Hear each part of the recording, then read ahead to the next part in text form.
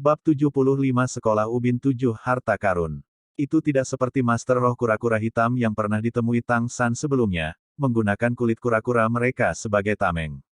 Metode yang dipilih Tang San adalah menembus permukaan. Meskipun Eight Spider Lens tidak bisa menembus terlalu dalam, hanya dengan mematahkan kulitnya saja sudah cukup. Hanya apa yang disebut, peserta bingung, penonton melihat dengan jelas, para siswa di sekitarnya, termasuk Tai Long, semua dengan jelas melihat darah hitam mengalir dari luka yang ditinggalkan oleh panah Dewa Zuge, tetapi di mana 8 tombak laba-laba Tang San telah menembus di sana, adalah penyebaran ungu gelap. Merasa panas dan dingin bergantian, Tai Nuo tiba-tiba merasakan matanya kabur. Mengerahkan dirinya untuk menggelengkan kepalanya, perasaan ini semakin jelas. Kamu menggunakan racun.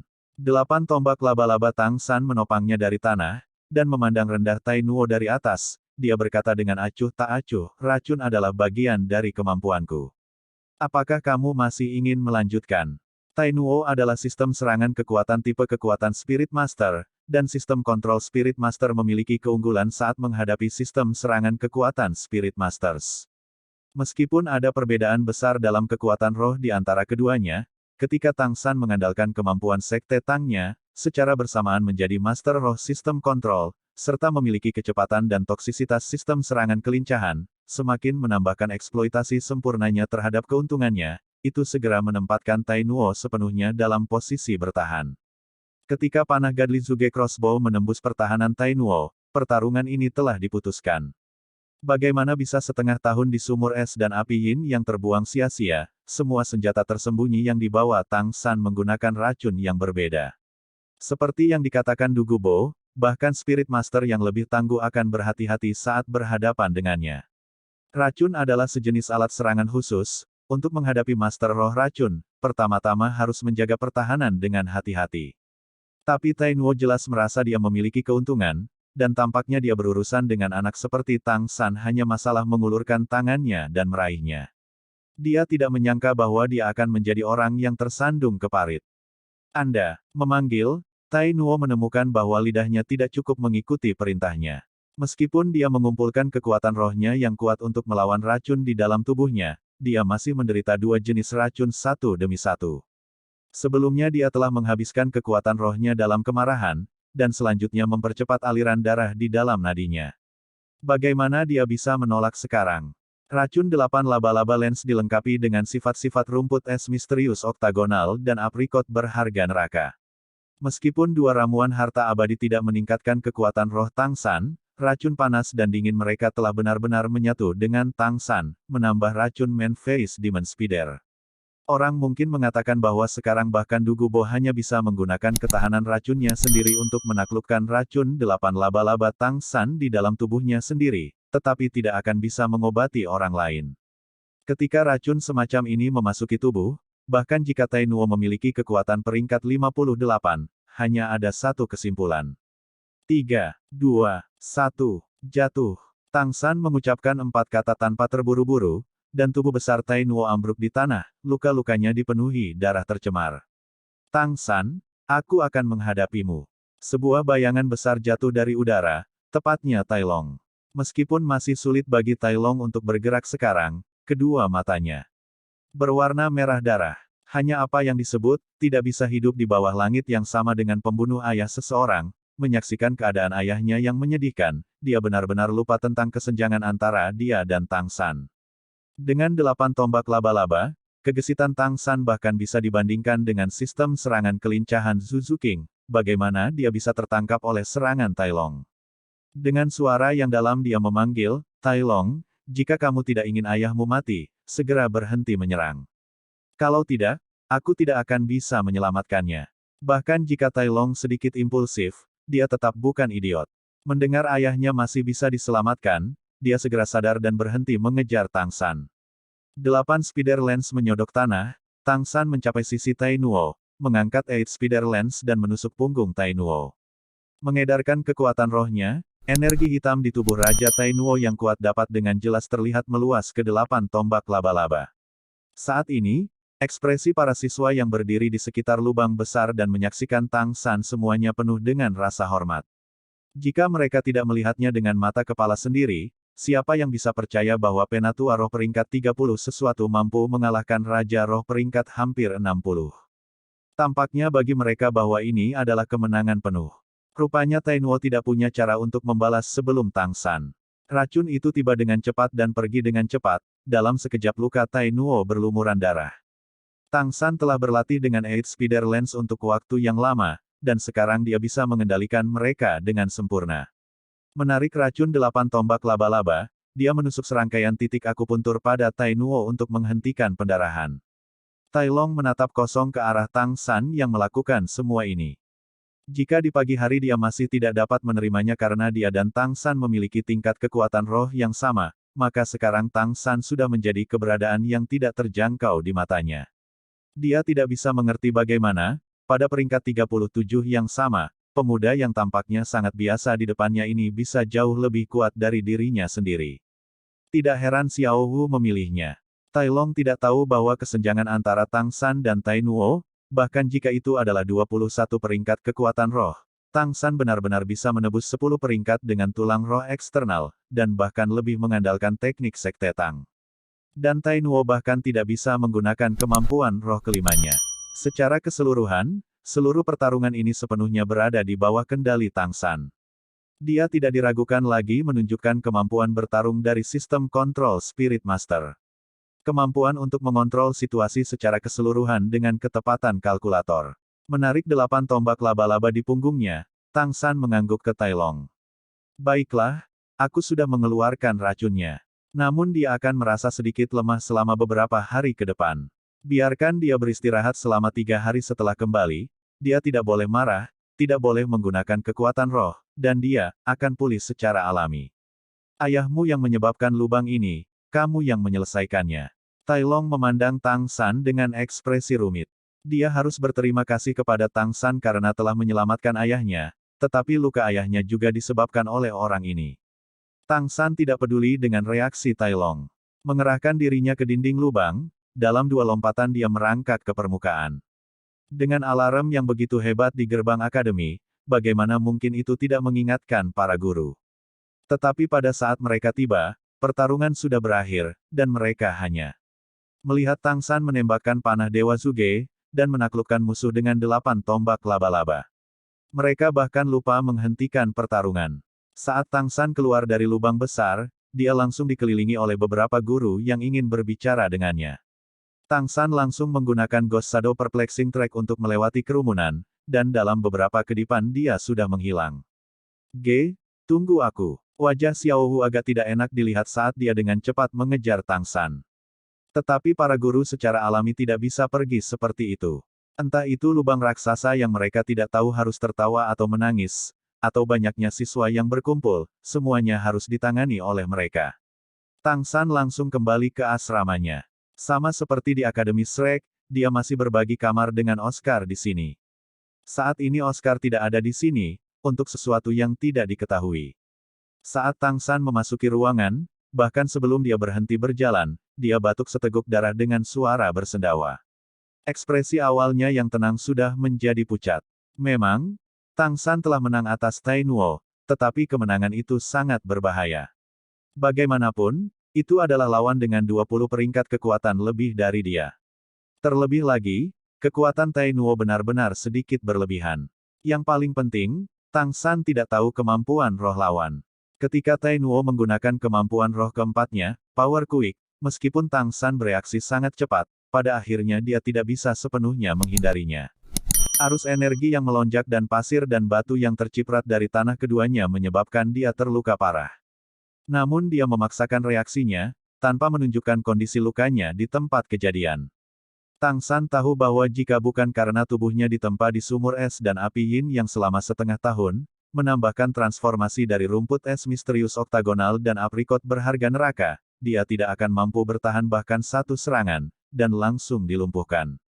Bahkan mengandalkan daya tahannya saja hampir tidak cukup untuk menahan serangan lawan. Tang San jauh dari baik, saluran energi di dalam tubuhnya seolah terbakar. Terlepas dari dukungan kekuatan rohnya dan 8 tombak laba-laba, setelah menyerang Tainuo dia sudah menjadi anak panah di akhir penerbangannya. Setelah hampir tidak berhasil menyerap racun di dalam tubuh Vigorous Skin Tainuo, bagaimana dia bisa tetap berada di tempat kejadian. Dia tidak bisa menjelaskan kepada para guru, dan langsung kembali ke sini. Sampai sekarang, sama seperti dia santai. Berdiri di sana dan terengah-engah, Tang San tidak bisa menahan napas. Meskipun mengambil ramuan harta abadi, serta dengan dukungan dari 8 tombak laba-laba dan teknik Sekte Tang, kesenjangan kekuatan roh masih tidak begitu mudah diatasi. Jika seandainya dia bertemu lawan dengan roh yang baru saja melawan miliknya, dia tidak akan bisa mendapatkan kemenangan seperti hari ini. Namun, pertarungan hari ini telah membuat Tang San memastikan satu hal, kemampuan lain dari Eight Spider Lens, tiriskan. Sejak pertama kali Tang San bereksperimen dengan 8 tombak laba-laba, dia agak bisa merasakan bahwa 8 tombak laba-laba tampaknya menyerap energi dari pohon besar itu.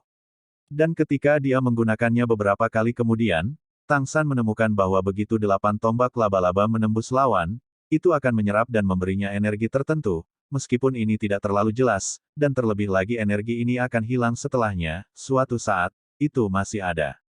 Seperti baru saja, apakah itu ketika Tang San menusuk Tai Nuo atau mengeluarkan racunnya, Tang San memiliki perasaan seperti ini.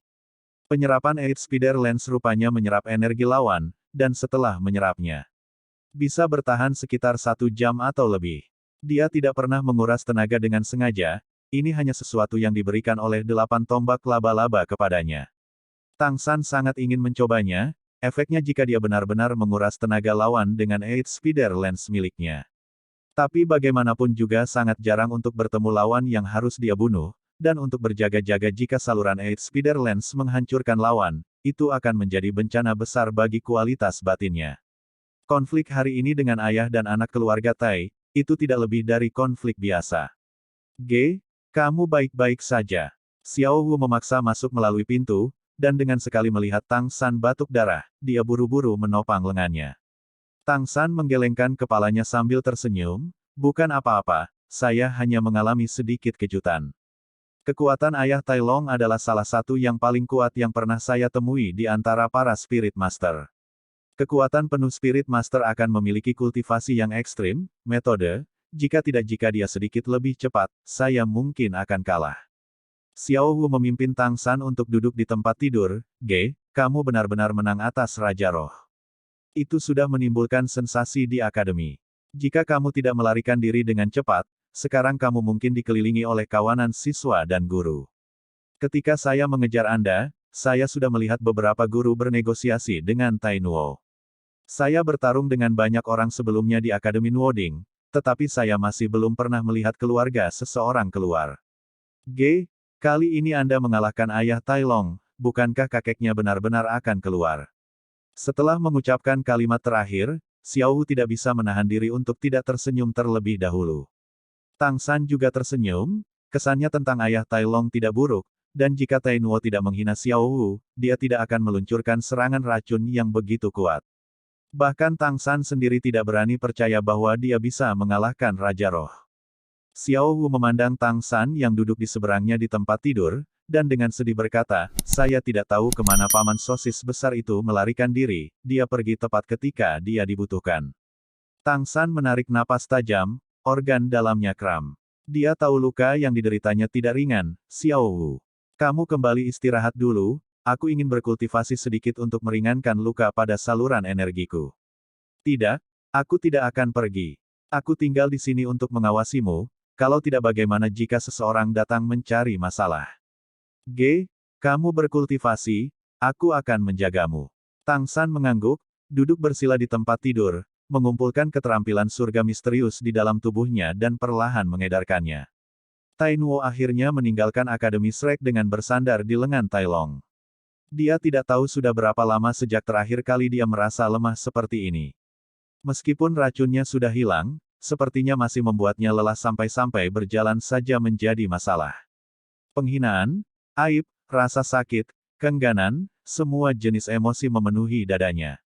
Bagaimana dia bisa berharap untuk benar-benar tersandung ke dalam parit, kalah dari pemuda peringkat 40 yang masih belum genap, perasaan semacam itu bahkan lebih sulit untuk bertahan daripada rasa sakit fisik. Tai Long menopang lengan ayahnya, tidak berani berbicara sepatah kata pun. Begitu Tai Nuo menyerahkan uang untuk memulihkan tanah di depan gerbang akademi, para guru itu membiarkan mereka pergi. Mereka bahkan memberi mereka harga istimewa untuk menjadi siswa akademi. Untungnya Akademi Shrek tidak berada di dekat pusat kota, jadi meskipun mereka menyebabkan banyak kebisingan, mereka tetap tidak menarik perhatian penjaga kota.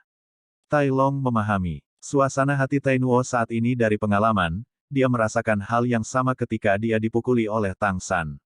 Tetapi ayahnya lebih kuat dan lebih tua darinya, dan tentu saja rasa sakitnya akan lebih dalam. Kamu baik-baik saja. Sambil melangkah jauh, Tai Long dengan hati-hati bertanya. Dia sangat akrab dengan temperamen ayahnya yang menggelora. Tapi Tai Long terkejut menemukan bahwa Tai Nuo tidak melampiaskan kemarahannya padanya dan memiliki ekspresi yang sangat tenang. Nak, kehilanganmu bukanlah ketidakadilan, bahkan ayahmu tidak bisa berhasil. Tidak heran kau bisa, mengalahkannya. Apakah Anda tahu latar belakang anak itu? Tai Long menggelengkan kepalanya dengan kosong. Dia datang ke kelas untuk pertama kalinya hari ini.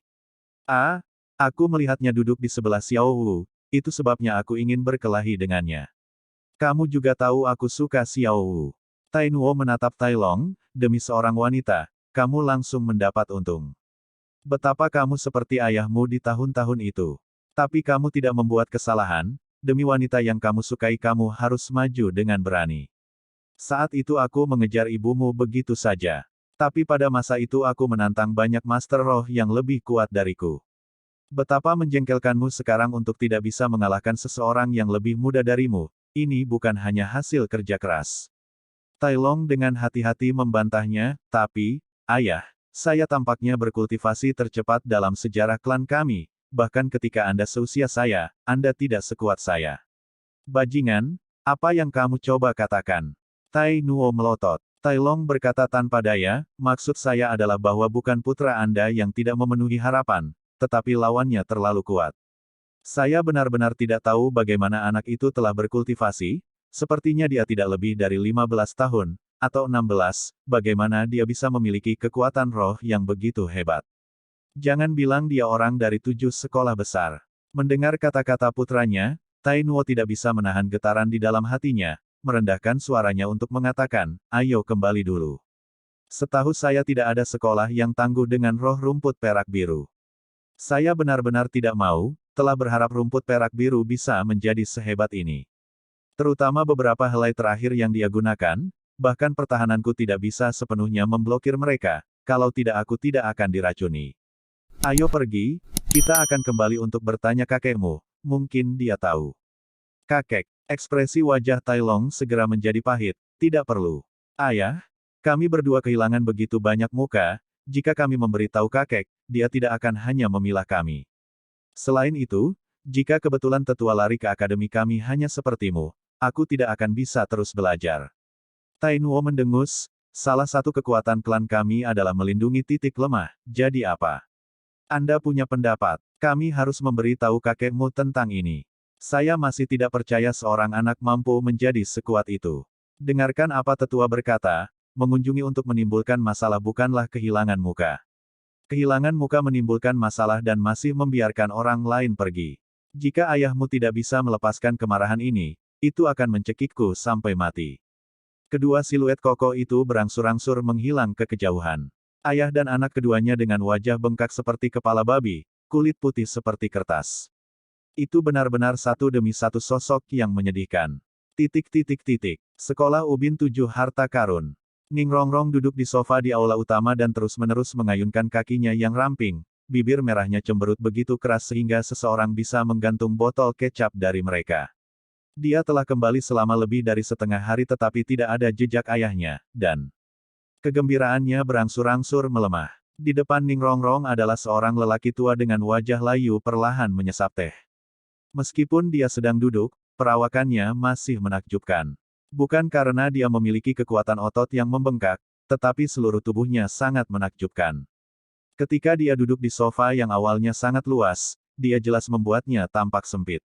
Pakaiannya tampaknya sepenuhnya disangga oleh kerangkanya, otot dan kulitnya sama-sama layu, rongga matanya adalah gua yang dalam, dan jika dilihat larut malam itu hanya akan seperti tengkorak yang sangat besar. Di kulit kepalanya hanya ada beberapa helai rambut putih atau abu-abu yang jarang. Di mana dia bisa jelek, dia jelek. Putri kecilku, jangan marah. Aku yakin ayahmu akan segera kembali.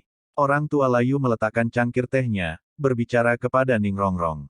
Suaranya sangat serak, seperti angin yang mendesir dedaunan kering, membuat pendengarnya merasa tidak enak.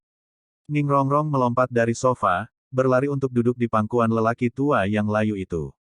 Dengan kulitnya yang putih, di samping lelaki tua yang sangat besar itu dia seperti boneka.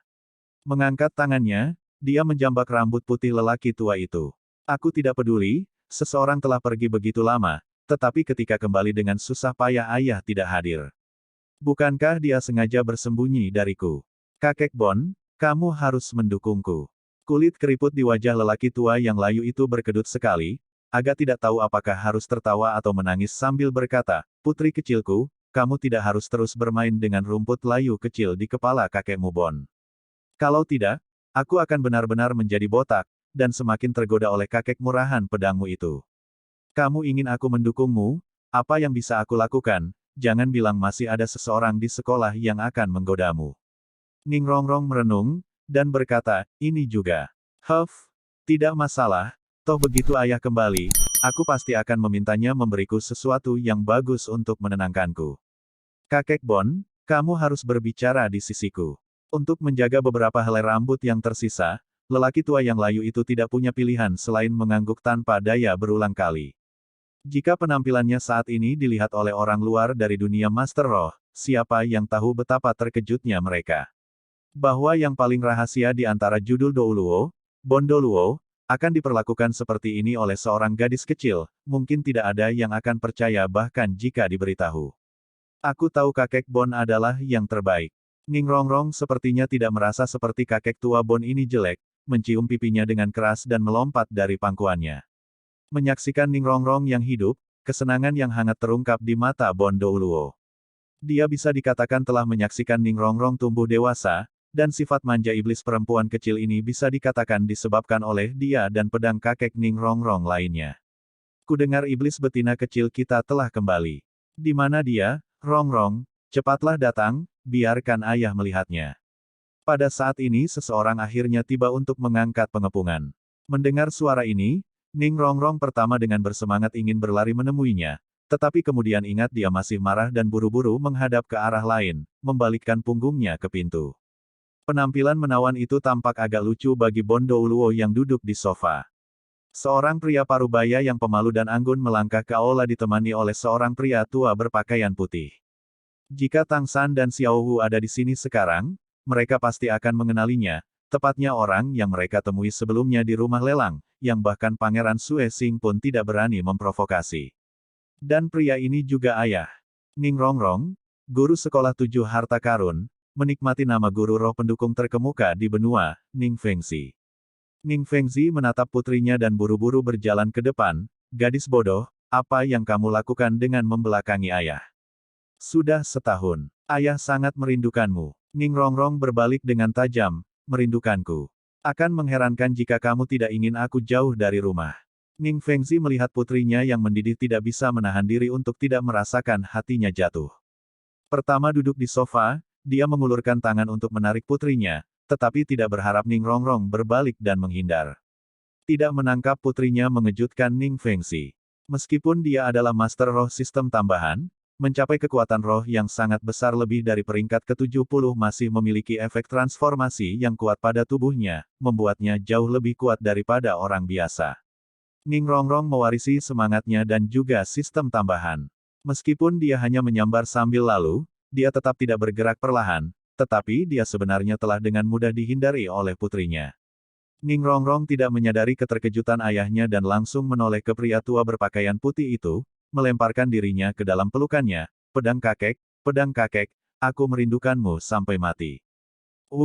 Bertemu keluarganya lagi setelah waktu yang lama, Ning Rongrong bagaimanapun juga adalah seorang gadis muda.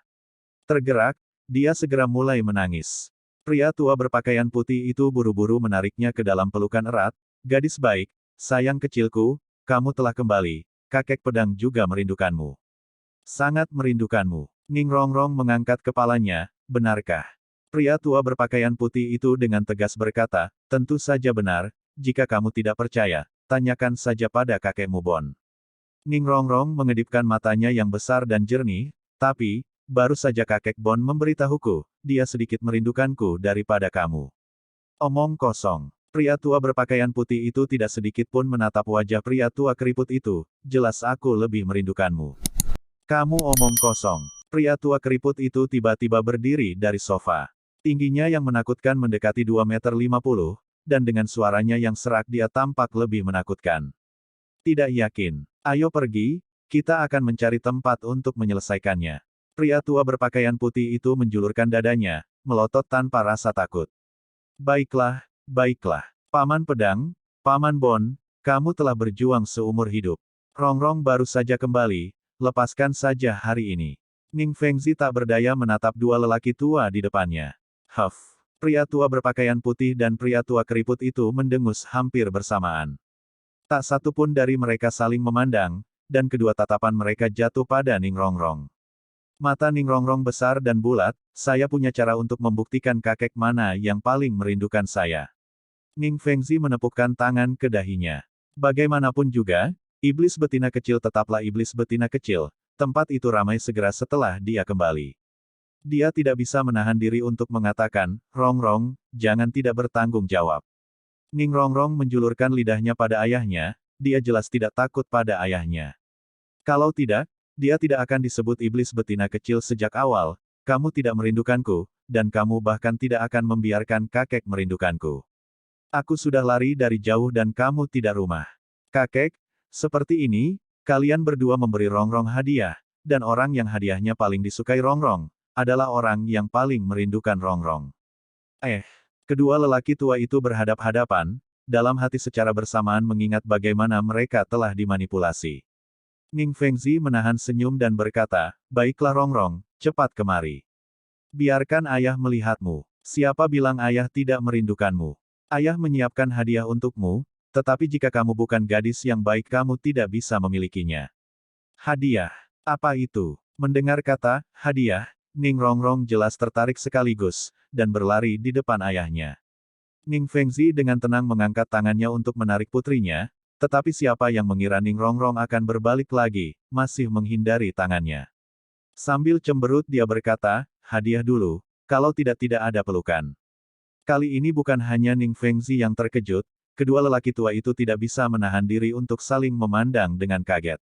Karena sifat khusus dari Pagoda Ubin 7 Harta Karun, bahkan gelar Douluo tidak dapat melihat seberapa besar kekuatan roh yang dia miliki. Hati Ning Fengzi berkedut, dan dia bertanya, Rongrong, pertama-tama beritahu ayah peringkat kekuatan rohmu. Jika kamu telah membuat kemajuan, ayah dapat memberimu hadiah. Mendengar ayahnya bertanya tentang kekuatan rohnya, Ning Rongrong langsung menegakkan tubuh dengan bangga.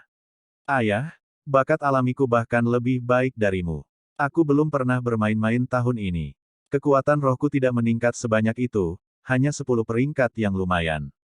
Begitu sedikit. Rongrong, kamu harus bekerja keras. Tunggu, berapa banyak yang kamu katakan? Ning Fengzi mengenal putrinya dengan sangat baik. Sejak kecil yang paling tidak disukainya adalah kultivasi. Meskipun dia memiliki bakat, dia selalu harus dipaksa untuk berlatih sesaat dengan imbalan segala macam manfaat.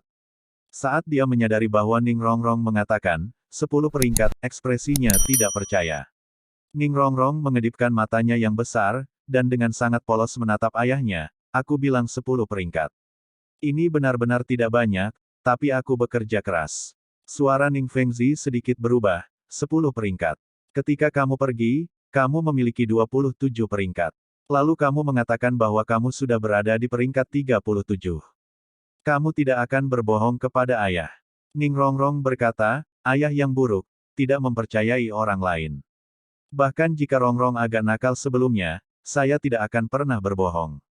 Jika Anda tidak percaya, biarkan kakek melihatnya. Sambil berbicara, dia langsung berlari di depan lelaki tua berpakaian putih itu, mengulurkan tangan kecilnya. Pria tua berpakaian putih itu meraih tangan Ning Rongrong, dan setelah beberapa saat ekspresinya berubah menjadi terkejut, Fengzi, itu benar. Kekuatan roh gadis ini telah mencapai peringkat 37. Ini benar-benar terlalu tak terbayangkan. Saya belum pernah mendengarnya, seseorang yang bisa mendapatkan 10 peringkat kekuatan roh dalam 1 tahun. Bahkan anak yang disebut guru roh termuda itu tidak pernah bisa melakukannya. Jangan bilang Rongrong kita benar-benar jenius. Atau apakah Akademi Shrek itu sangat hebat? Ning Rongrong dengan rasa ingin tahu berkata, pedang kakek, bagaimana kamu tahu aku pergi ke Akademi Shrek? Pria tua berpakaian putih itu berkata, bagaimana aku tidak tahu? Kamu adalah harta tersayang di hati kami. Ayahmu selalu mengetahui keberadaanmu. Ekspresi Ning Fengzi berubah serius. Baik dia dan dua tamu klan di depannya dengan jelas memahami proses kultivasi guru roh. Seorang guru roh yang ingin meningkatkan kultivasi harus melakukannya selangkah demi selangkah. Melakukannya terlalu terburu-buru akan menyebabkan bahaya yang mengancam jiwa. Dunia guru roh juga memiliki semacam metode kultivasi yang jahat, memperdagangkan vitalitasnya sendiri untuk meningkatkan kecepatan kultivasi. Dia sama sekali tidak berharap putrinya diajari metode kultivasi semacam itu di Akademi Shrek. Jika itu masalahnya, memikirkan hal ini, ada energi mematikan di mata Ning Fengzi. Pria tua berpakaian putih dan pria tua keriput jelas juga memikirkan kemungkinan ini. Ekspresi mereka turun secara bersamaan. Ning Rongrong memandang kedua kakek itu, melihat lagi ke ayahnya, dan dengan agak bingung berkata, "Ada apa denganmu? Kenapa kamu tidak mengatakan apa-apa?" Ning Fengzi berdiri, berjalan ke putrinya, "Rongrong, segera beritahu kami segala sesuatu tentang berkultivasi di Akademi Shrek selama setahun terakhir ini, Anda tidak dapat menghilangkan apapun. Saya ingin tahu bagaimana Anda dapat meningkatkan ini dengan cepat." Jika putrinya benar-benar berkultivasi dengan metode jahat itu hanya untuk 1 tahun. Sebagai cendekiawan terkemuka dari Master Roh sistem tambahan mungkin masih ada cara untuk mengembalikannya. Ning Rongrong bingung menatap ayahnya, "Ayah, apakah ada yang salah? Saya telah berkultivasi dengan benar. Anda menyebut saya malas, tetapi saya telah memperoleh kekuatan roh sebanyak ini sekarang, jadi mengapa Anda begitu gugup?" Ning Fengzi dengan muram berkata, "Saya khawatir Anda mungkin telah mengambil langkah yang salah. Ayah tidak bercanda dengan Anda. Cepat beritahu saya seluruh proses kultivasi Anda." Meskipun Ning Rongrong biasanya tidak takut pada ayahnya, ketika Ning Fengzi benar-benar serius, dia masih takut. "Awalnya saya diam-diam melarikan diri ke Akademi Shrek. Setelah mendaftar, saya menemukan bahwa saya sebenarnya yang paling lemah." Ning Rongrong segera mulai berbicara tentang semua yang terjadi sejak memasuki Akademi Shrek, memberikan penjelasan tentang proses kultivasinya di Akademi Shrek. Mengenai 7 iblis Shrek, dia hanya menggambarkan mereka dalam beberapa kalimat. Ketika Ning Rongrong berbicara tentang bagaimana 7 iblis Shrek lainnya mengecualikannya pada awalnya, lelaki tua keriput di samping tidak dapat menahan diri untuk mengatakan, "Rongrong, apakah Anda yakin Anda tidak melakukan kesalahan? Apakah anak-anak itu bersama Anda di sana lebih kuat darimu?" Ning Rongrong terkikik, berkata, "Saya tahu Anda tidak akan mempercayai saya. Dekan kami Flander memiliki pepatah, Akademi Shrek hanya menerima monster, bukan orang biasa. Dia menyebut kami monster kecil." Pria tua berpakaian putih itu berkata, "Jika itu benar-benar seperti yang Anda katakan, maka monster kecil Anda itu benar-benar monster kecil. Akademi Shrek memang pantas mendapatkan reputasinya. Tetapi bahkan seperti ini saya tidak percaya dia bisa mengajari Anda untuk mengolah 10 peringkat kekuatan roh dalam 1 tahun." Ning Rongrong berkata, "Dengarkan saja. Dia berbicara tentang Grandmaster yang datang ke Akademi Shrek dan mulai meningkatkan pelatihan mereka." Mendengarkan deskripsinya, Ning Fengzi dan kedua lelaki tua itu secara bertahap menunjukkan ekspresi pemahaman yang tiba-tiba. Pada saat yang sama mereka tidak bisa menahan perasaan kagum dalam hati. Ning Rongrong berbicara untuk memasuki Akademi Shrek yang baru untuk berkultivasi. 2 bulan lalu, setelah saya mencapai peringkat ke-30, dengan bantuan guru saya memperoleh cincin roh ketiga saya.